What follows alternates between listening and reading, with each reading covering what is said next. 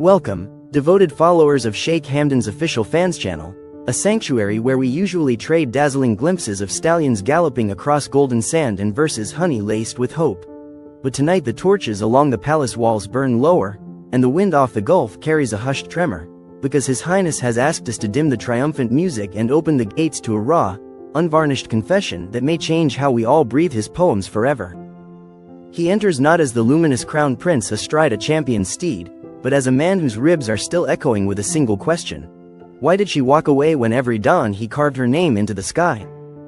In the hush after his greeting, you can almost hear the marble floors remembering her footsteps. The chandeliers flicker as if whispering the secret first. He says it began with a silence, tiny as a pearl of undropped rain, yet heavier than any storm. A day when her laughter no longer completed his sentences. He tried to outride it across the dunes, tried to drown it in the thunder of hooves, but the emptiness kept pace, always at his shoulder, coiling like a falcon's shadow over the saddle. He recites a memory blistered onto his heart. The garden at twilight, jasmine sighing in the heat, her hands steadying the stem of a single white rose. She told him that love is a falcon too, majestic only when free, yet he, born to gilded cages and ceremonial reins, did not hear the caution threaded through that metaphor until the rose petals browned. Letters left unsent piled up beside his writing desk, each beginning with the same desperate incantation, "Forgive me," each ending in spilled ink where tears collapsed the sentence before it could beg for mercy. In the grand stables, the Arabian mares sensed his mourning, tapping restless hooves as if asking, "Where is our moon-voiced mistress who once braided our manes at dusk?" Rumor says a rift in duty cleaved them. Her wish to roam rain-washed streets of far-off cities, incognito, tasting coffee that cost less than a dirham. His sworn path to courts and councils where every breath is chronicled. But tonight he dismantles rumor with trembling hands and admits an even sharper truth. He never learned the dialect of her quiet sorrows, never noticed the faint salt on her lashes after palace banquets, and when love needed listening, he recited verses instead. So the day she folded her farewell into a slender envelope the color of desert dawn, the palace guard thought she was merely mailing a note. No alarms rang. Only later did he realize the guard actually witnessed goodbye dressed as routine. And by then her plane had leapt the gulf, stitching a silver seam across the horizon he had always assumed was his alone to command.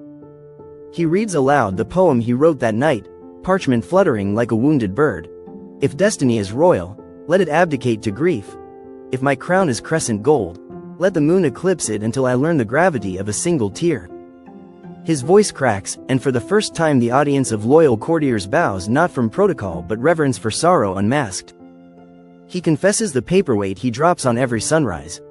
The fear that her absence is a referendum on his worth, not as prince, but as man. When advisors urge him to remarry for alliance, he hears only the echo of her saying love should never be drafted like a treaty. And so he postpones the procession, choosing instead to pace the beaches at dawn, letting waves erase their own footprints, perhaps a lesson in letting go. Yet within the ache he finds a fragile vow, to use his platform not just for pageantry but for honesty. He will speak of mental valleys beside mountain peaks, of doubts braided into victories, of the courage it takes for any heart, royal or common, to admit, "She left because I didn't see the storm soon enough." His followers lean closer, sensing history turn intimate. Across Dubai, towers glitter like unshed tears, their mirrored skins catching the last blush of evening, and he, beneath them, promises one last thing. Every poem from this night onward will carry a small space, a placeholder for her smile, so whenever she chooses to listen, whether from Marrakesh rooftops or London streets, she will know the palace echoes are softer now, ready to welcome the footfall of forgiveness. Beloved fans, as we draw the velvet curtain on this heartbreak confession, remember that even princes bleed unseen, and even kingdoms cannot legislate love's flight. In honoring his vulnerability, may we all learn to hold our own cherished ones with gentler hands, to decode the quiet sigh before it becomes goodbye, and to weave every poem not just of triumph but of the tender ache that makes triumph worth writing at all. Above the palace's quiet courtyard, night deepens to an indigo that almost swallows the lantern glow, and Sheikh Hamdan lingers alone on the carved cedar balcony where she once leaned to watch the fountains leap. He runs his hand along the rail's petal-patterned arabesque, finding a tiny fissure that wasn't there before. Was it lightning, or the slow, invisible tremor of grief expanding through wood? With a voice he barely recognizes as his own, he confesses to the unseen moon that every joy on his schedule now feels like a dress rehearsal performed after the audience has left. Applause echoes, but no eyes meet his across the stage, and the silence afterward rings louder than any ovation. Court photographers have tried to capture him in triumphant frames, launching new initiatives, greeting heads of state, yet the shutters can't hide the subtle tilt of his shoulders, nor the way his gaze gravitates toward empty doorways as though expecting her to breeze in late, cheeks flushed from racing palace corridors she swore were too vast for intimacy. Staff gossip about his sudden tenderness toward strangers. A gardener startled to receive a handwritten note of thanks, a stable boy promoted for recognizing melancholy in a mare. They do not know that he is training his heart like a pupil, learning, too late, that care must begin in whispers long before it flowers into declarations. Behind thick curtains, old friends attempt interventions draped in silk diplomacy, reminding him of dynastic duty, urging him to heal through progress, suggesting that a new match might soothe the anxious tabloids. He listens, nodding where custom requires, but beneath their counsel he hears her parting words reverberate. Even a throne can feel like quicksand if the one beside you never moves to solid ground. When they finish, he excuses himself to the solarium where her favorite lemon trees grow, and he sits cross-legged among fallen blossoms, inhaling the bittersweet perfume until memories blur into fragrance and the past becomes a citrus sting behind closed eyes. A secret chamber in the royal library, once a childhood refuge, is now his nightly confessional. There, parchment scrolls jut from cedar cabinets like reeds along a riverbank of time, and he pores over philosophers who spoke of love as discipline, not spectacle. He copies their maxims in austere calligraphy, pinning each on the wall. Listen before protecting. Guard her freedom more fiercely than your crown. Measure kindness not by gifts but by breaths shared in silence. When dawn spills honey over the domes, the walls glow with sentences he prays will brand themselves into his instinct, so that if she ever reads another of his poems, she will feel this silent curriculum beneath every line. News outlets spin her disappearance into 1,000 myths, political rift, clandestine romance, secret illness, but the truth, he realizes, is a quieter tragedy. Two souls drifting apart because neither dared sound the alarm early enough. In a rare gesture of candor, he instructs his communications team to release a statement admitting as much. It drops like rain on a parched public, a prince conceding failure not of power but of perception. Overnight, comment sections flood with stories from strangers who confess how pride cost them their dearest ones. Their collective sorrow forms a chorus that, strangely, steadies him. Grief shared becomes a rope stretched across an abyss, something to grasp while inching toward daylight. The palace falcons, creatures she adored, now circle higher than ever, refusing the lure of his gloved hand until he stands perfectly still, heart uncluttered by expectation. Only then does the matriarch, wings bronze in sunset, swoop low to perch upon his wrist. He reads the omen. Love cannot be summoned by opulence, only by presence stripped of entitlement. Whispering the falcon's name, he feels its talons lightly tighten, a pact formed in feathered calm, and he imagines writing her a letter that says simply, "I am learning to stand still." On the city's beachfront promenade, he begins an unannounced tradition. Every Thursday at twilight he recites a new verse for anyone who cares to listen. No press, no banners, only a portable lamp and the hush of waves. At first just a handful of joggers pause, phones half raised, uncertain whether to film or respect the moment. But word spreads, and soon families gather with picnic blankets, elderly couples arrive hand in hand, schoolchildren giggle into the humid air.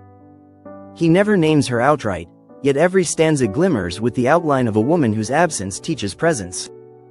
The crowd, sensing a wound made holy through art, responds not with cheers but with the softest silence, a collective cradle for his vulnerability.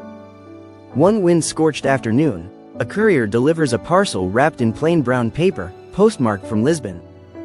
Inside lies a small ceramic swallow, wings outstretched, glazed in the color of twilight seas. No note accompanies it, but he recognizes the signature brushstroke on the underside, a subtle curve she once practiced while painting tiles in the palace workshop. His pulse hammers. The room seems to tilt. Is it a goodbye or a breadcrumb? He sets the swallow on his desk, vowing not to interpret but to honor its unknown intention. That night he sleeps for the first time without the ache of unfinished sentences crowding his lungs. Yet dreams betray him. He walks a labyrinth of mirrored halls, each reflecting alternate futures, some in which she stands beside him, some where her silhouette fades beyond reach. When he awakens, dawn's first call to prayer trembles through the city, and he bows, palms pressed to cool marble, beseeching guidance not for reunion but for the strength to bless her path, whether it circles back or forges forever forward.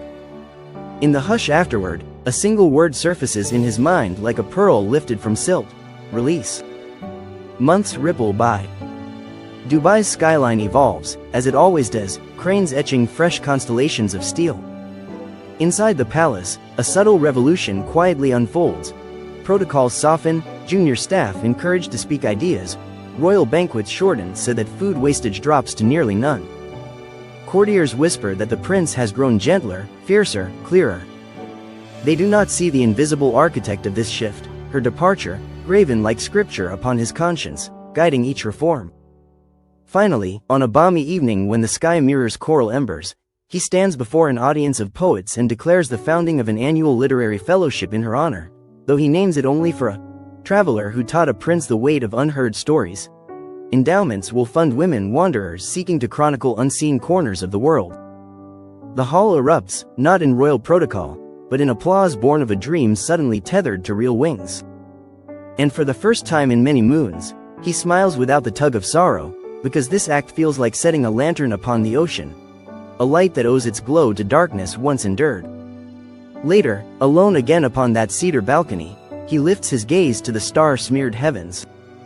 He whispers a new poem into the night, letting the lines drift upward unclaimed, verses braided with gratitude, because even heartbreak can excavate a deeper well from which gentler waters pour.